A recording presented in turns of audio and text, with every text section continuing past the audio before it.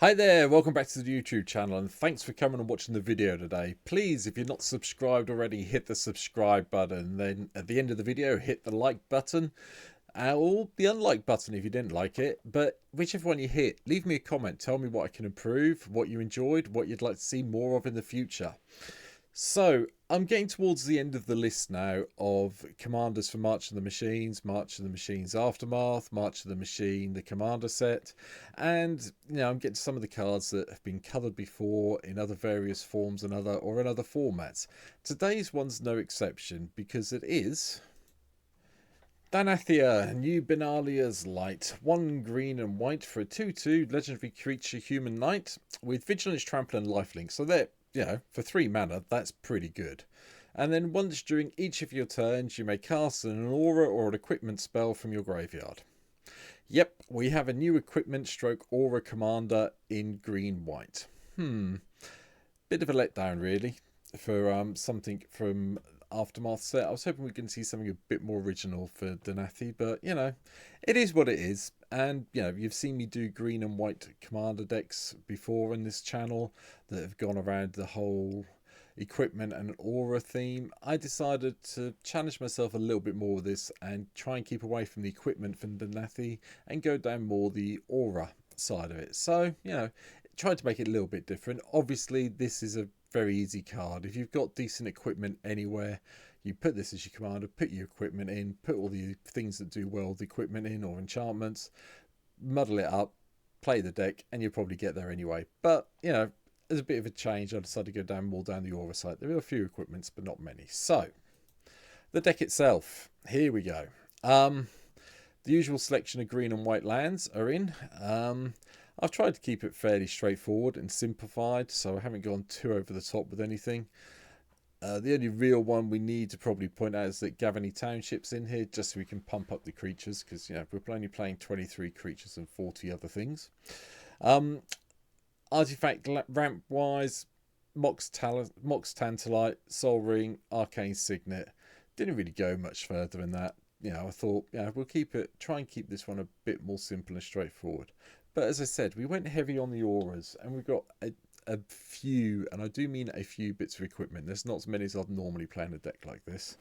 Now, those of you who've seen my aura and equipment videos before will know that I've got all the swords. I can do all of that. I can put in all the top bits of equipment if I want to. But I decided this way, let's try something different and do the aura side of it just for a bit of a change. So let's kick them through. Ethereal Armor's here, which makes our creatures humongous with all the enchantments we have. Griff Spoon to give a bit of flying evasion. Sigarda's Aid, so we can cast everything as though it had flash. Doesn't really help the aura side of it, but it does mean we can flash in some auras occasionally, which is kind of useful in some occasions. Spirit Link to give the non-worded version of Lifelink. Which actually is quite nice because you can gain the life when it deals damage. Along with the Danitha lifelink, you'll get double, so bear that in mind. Keen Sense for a bit of card draw. Rancor to give one of the creatures we haven't got trample, and +2/+0, and then we get to return it when it goes through graveyards. So that's nice. Utopia Sprawl just goes straight on a forest when we draw it. First bit of equipment we are playing is Bloodforged Battle Axe because it just makes copies whenever it deals damage. You get lots of them in play, which is beneficial. Elixir of Immortality's here just to shuffle everything back in. And Skull Clamp, so that whenever our equipped creatures die, we do get a bit of card draw out of it. All that glitters, again, a bit of a no-brainer in an aura deck. Gleam of Authority from Khans of Dragons of Tarkir, that's it. Each enchanted creature gets +1/+1 for each counter on other creatures you control. An enchanted creature has vigilance and white tap bolster 1. So a little bit different, so you get to pump your creatures up some +1/+1 counters. Light pauses here just to go and find the auras. Open the armory to go and find another aura. Saram to draw cards when we cast the auras and the bit of equipment we have. Starfield Mystic makes all the auras cheaper. Transcendent Envoy makes all the auras cheaper. Daybreak Coronet, +3/+3 and has first strike. And enchanted, you can only enchant this on a creature that's already got another aura enchanted to it. So keep it off this is something you want to put on one of the other creatures. You don't want to put it on Danitha, because the only thing it gives Danitha, it hasn't already got its first strike. Yeah. Alpha Authority. Enchanted creature has hexproof and can't be blocked by more than one creature. Now, this is one I don't usually play, but this is quite good on Danitha. Order of Nylea, just for a bit of, once we get the 3+1/+1 counters, we get to go and get the couple of lands. Jukai Naturalist makes all the auras cheaper to play. Sithis, when we play the auras, we get to draw a card and gain a life. Signet, as I've already mentioned here. The last few bits of actual equipment are in the 2-drop slot. So we've got Captain's Claws for extra creatures. Dosing Dagger, because I just like Dosing Dagger, and if we can get it to flip into the Lost Veil, we're good. Cadona's Banner is quite nice. It can only be attached to a legendary creature, and you are going to attach this onto Danitha, basically, to make sure everything gets a +1/+1. A lot of the stuff we've got is human all night, so, hopefully get a few pumps out of it. Staff of Titania, just so we can get the Forest Dryad lands into place, we get a few more lands. And Swift Foot Boots to protect Danitha until we can get good. Right, 3 drops, here we go. Arden, Intrepid Archaeologist, is here. At the beginning of combat on your turn, you may attach any number of auras and equipment you control to a permanent or player. Yeah, okay then, that makes sense. Battle Mastery for double strike. One other version of Danitha to make all the auras cost less, along with some of the equipment. Griffin Guide gives it flying +2/+2, and when it dies, we get the 2/2 white Griffin creature token, which is cool. Heliod's Pilgrim goes and fetches an aura out of the library, so nice, thanks. Lauren of the Third Path is actually there to blow up something that may enchant us, or an artifact we don't like, and then a bit of card draw. Messer Enchantress, drawing. Blanchwood Armour, we've got enough forests, and don't forget that if we get attacks in with this just makes things bigger, so that's cool. Elephant Guide, when the creature enchanting it dies, you get an elephant, so yep, fair enough. Kadoma, the West Tree, they are going to be modified to creatures, so we might as well go and search the basic lands out. Rex Sage is a green version of Lauren, but, don't get the card draw afterwards, but it's not legendary, so hey hum. And Kozai, Penitent Warlords, back. I decided to try it out in here. We've got a few ways of putting +1/+1 counters on it. We can equip it, we can enchant it, and then if we can deal the combat damage, we get to deal that much damage to each other opponents. So, let's try it out in here. Bit of fun. Verduran Enchantress. I can't speak today, sorry. Cast an enchantment spell, you may draw a card. Armadillo Cloak is another way, it's a funky way of making sure we get extra lifelink, even though it doesn't say lifelink. And, another one of the infamous Aftermath cards, Calyx, Guided by Fate, is here. So we get to, when we cast all these auras, we get to put some +1/+1 counters all over the place, which is cool. Ceremonial Groundbreaker is one other bit of equipment I wanted to play. It was a bit different. I haven't played this one yet. Yes, we're not going to have many citizens to equip it to, but, chucking it on something for 3 mana to give it +2/+1 and tramples, not that bad. And Satyr Enchanter, more enchantment spells, we get another draw card. Armoured Sky Knight, we get to go and find an aura and put into play. Commanding Presence is quite nice. It has first strike, and whenever this creature deals combat damage to a player, create a 1/1 white human soldier creature token. Okay, so we get a few people out of it. That's fine. Blockers. Harness Subhorn is also a new card from Aftermath. And whenever it deals combat damage to a player, you would get to return target artifact or enchantment card from your graveyard to the battlefield. Haven't tried it out yet, but, a 2/5 dinosaur with vigilance.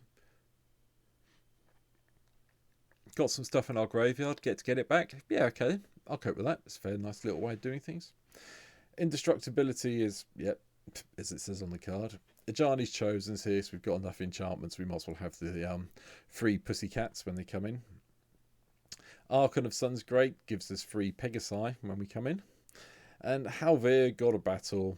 Yeah, okay. Creatures you control that are enchanted or equipped have double strike. Yeah, okay then. So we'll just play it as the god and go for it and give everything double strike. Thank you very much. Mantle of the Wolf from Theros. Enchanted creature gets +4/+4, and when it dies, when the Mantle of the Wolf goes to the graveyard, we get a couple of wolf tokens to carry on the beats with. Nice. One with the Kami from the Neon Dynasty Commander set. gives us a way of getting some spirits out when it dies. I think I've carried on the right place. I deleted a card, and I think this is a card deleter. So if there's a gap in the video, apologies for that. But one with the cami is quite good. Go and pick one up if you haven't got one. I hope that's what I was talking about, because I knew it was definitely Mantle the Wolf I talked about beforehand.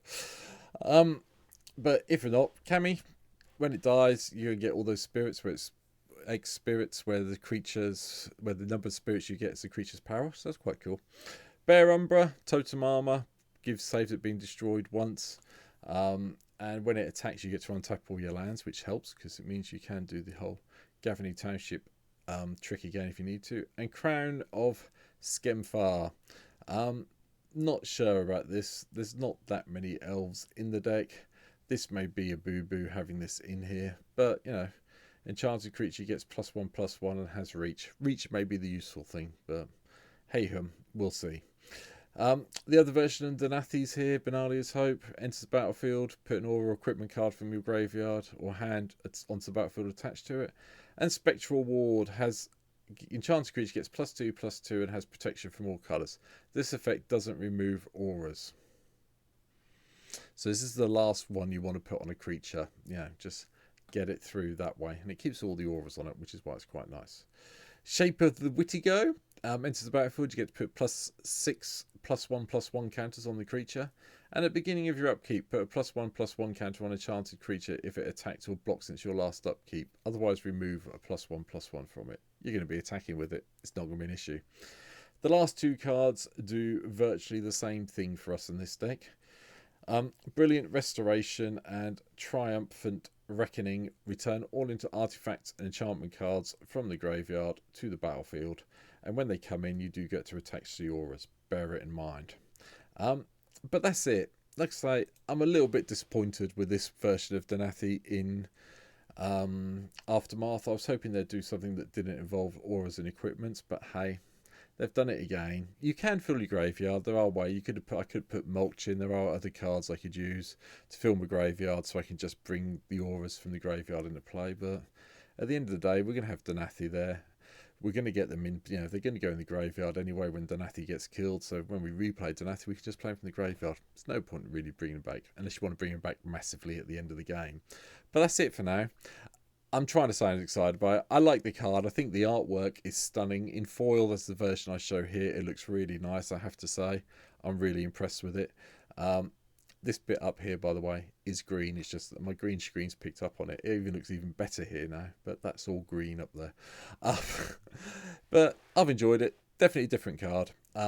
Yeah, well, not different. Definitely a variation on the card that we've seen before. So, let me know in the comments down below what you think I should have put in, what you think should be changed.